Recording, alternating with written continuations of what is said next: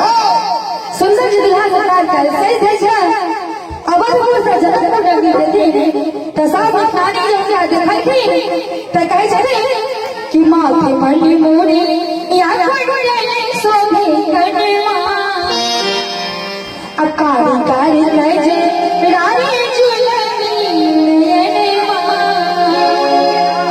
की लाले चंदन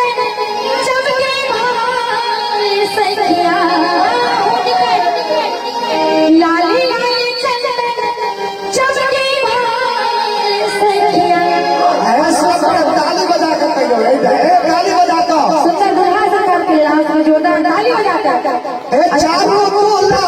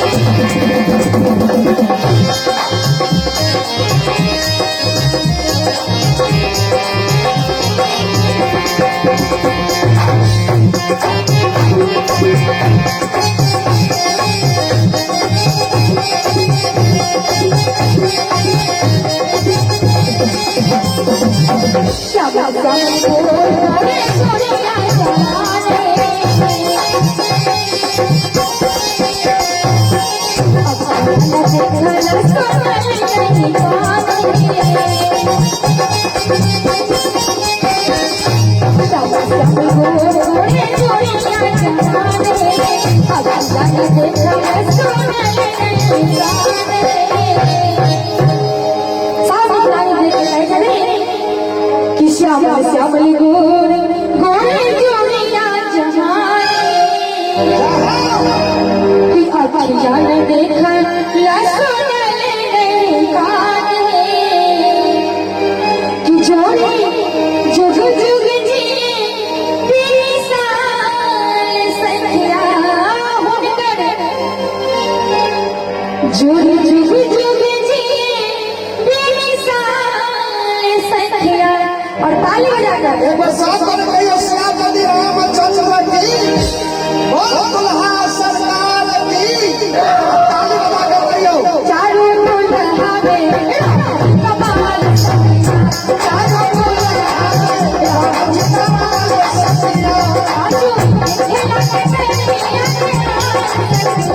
आजू खेला चारों दुल्हा में कमाल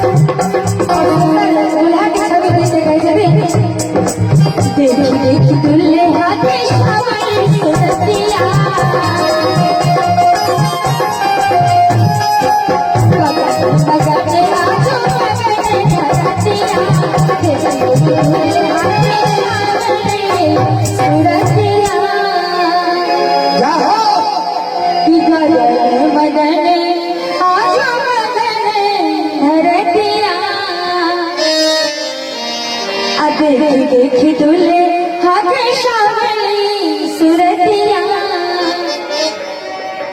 और इतने भी भोर होने के साथ दुल्हा सरकार के देखा में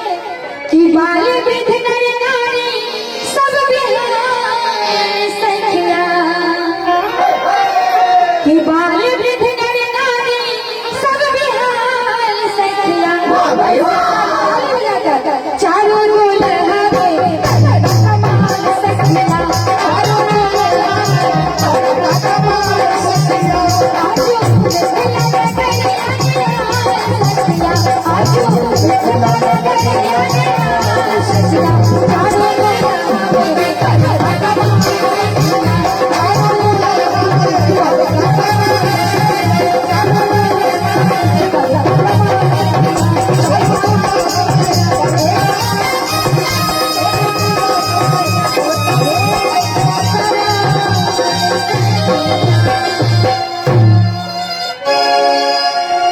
निकला गया कभी ताली बजा का आशीर्वाद दियो रानी जी के।